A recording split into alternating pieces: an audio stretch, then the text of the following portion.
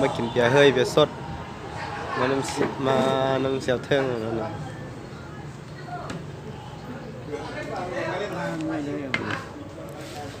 อันนี้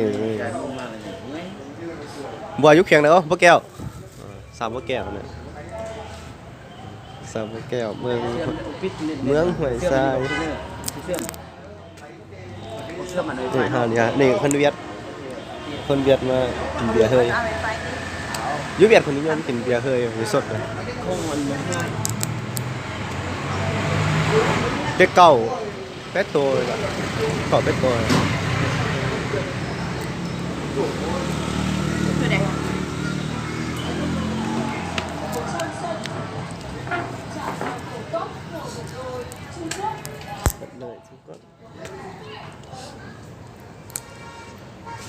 มันยังเอาซื้อเนี่ยเด็กกิโตนะโตโอ้ยมาแล้วเนี่ยเบียร์โอ้ยมาจะได้เหรอสดเด็กเต้าโตแปดโต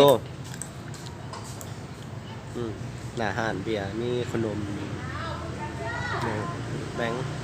อย่างว่าเนี่ย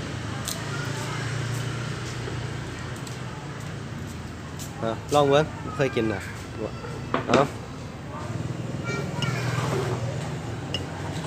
อ้าว1 2 3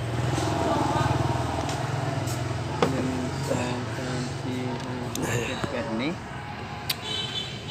กินหน่อยถุงอันเซียนอันถุงประเทศใดอันลูกตัวกันเลย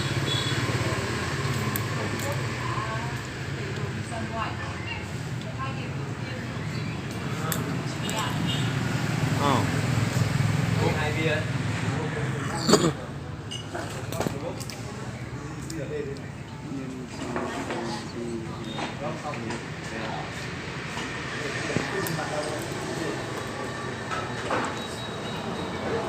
เบิ่งท่าขนมเขาไม่อ่ะนี่โอ้ขนม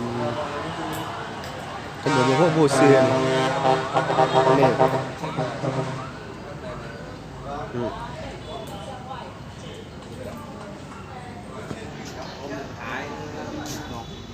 เอาไปได้ของจะได้ของแก้มเกนตาเวนภาษาเวียดว่านี่มันแหนมจั่วภาษาลาวว่ามันสิ้นส้มใส่หมักแตงสิ้นส้มอยู่เวียดนามเขาใส่ใบมักสีดาใบมักสีดาแซ่บอยู่สีดานี่นอน